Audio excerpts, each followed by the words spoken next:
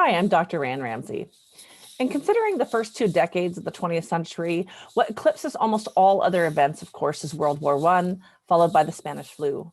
All told, the world lost 20 million and about 50 million people, respectively.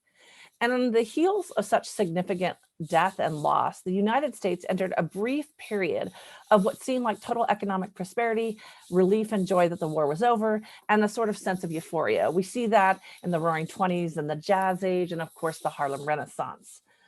You know, the interesting thing is that we can see that success reflected in the numbers. When we look at the US Census data, it tells us when we compare 1910 prior to World War I and 1920 post World War I, that, for example, most Americans lived in the rural sectors and not the urban sectors of society. But by 1920, that evens out. People are moving into the city looking for jobs and opportunities.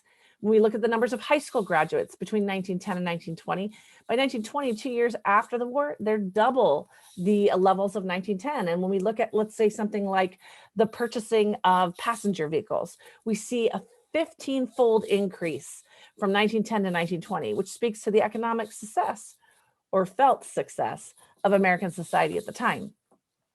But what's less well known about this era is that there was also a huge push in terms of scientific investment.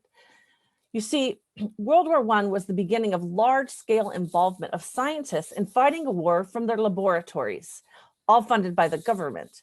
And many brilliant minds will take their talents, their energies, their resources, and their inventions into the war effort. Individuals like Henry Moseley or Edwin Hubble and Marie Curie. And not all of those individuals, unfortunately, will come back from the war.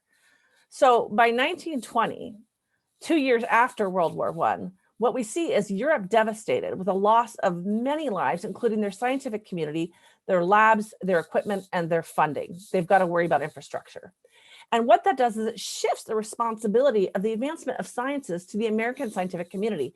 And this included astronomers who at this point had an almost unprecedented influence on the international astronomical community because of what devastation Europe was facing. So this is where a story of Delaware native Annie Jump Cannon begins. Having been raised in a relatively progressive family on the East Coast, she was encouraged to get an education, and she was able to go back in the early 1900s for graduate work because she was incredibly fascinated by the stars. She had been since she was a child, and she wanted to study physics, mathematics, and astronomy. While at Wellesley doing research, she also took classes over at Harvard and became aware of a new project in the Harvard Observatory. And that new project was called the Stellar Spectra Project, and it was instituted under the directorship of Edward Pickering. So she moved over there where she had many opportunities. She participated in the first ever X-ray experiment.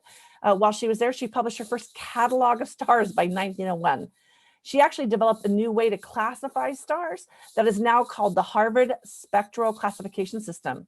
And in 1911, she had such success that she became the curator of observational photographs at Harvard's observatory, which had images from all observatories all over the world.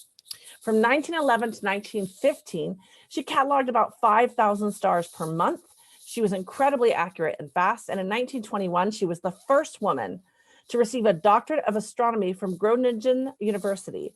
Then just a year later, the International Astronomical Union adopted her method as the official spectral classification system for all scientists.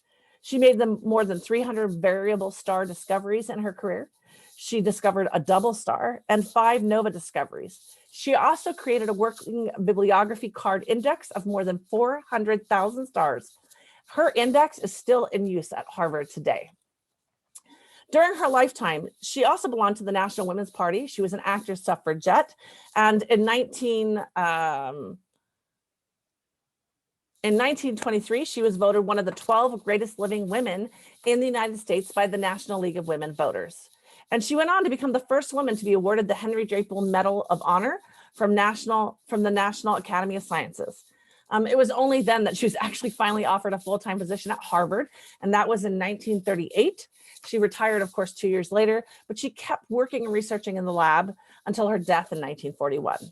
In her lifetime, she'd received many accolades and honorary degrees and was a member of numerous scientific communities at a time when only 20% of the women in the United States were part of the workforce. She worked 6 days a week, more than 8 hours a day, usually more like 12 to 16. And she started out making only 25 cents an hour. Keep in mind, the secretaries at Harvard made more than she did. And the men who worked in factories at the time made 40 cents an hour. They also out-earned her. Though she and her contemporaries ushered in a new age of suffrage, they still did not have equity in the work environment compared to their male peers. In the 1920s, 2/3 of all women, for example, were married, and she was not, and she had no children, instead dedicating her life to a career. And yet again, she was not given the same advantages in the workplace. As the author Wooden explains, many discoveries, new stars, nebulae, and novae are credited to her. And going on in her career, she shaped the emerging field of astrophysics with her spectral analysis of the stars. She gained recognition around the world over the decades for her contributions to astronomy. And quite frankly, what made her work possible is the political and economic policies and shifts of post-World War I United States. Patents were easier to obtain. The government and private sector created more funding for science and inventions. Corporations understood that those inventions could be more lucrative and had their own research and development areas. And of course, the Industrial War demanded ongoing scientific technological research.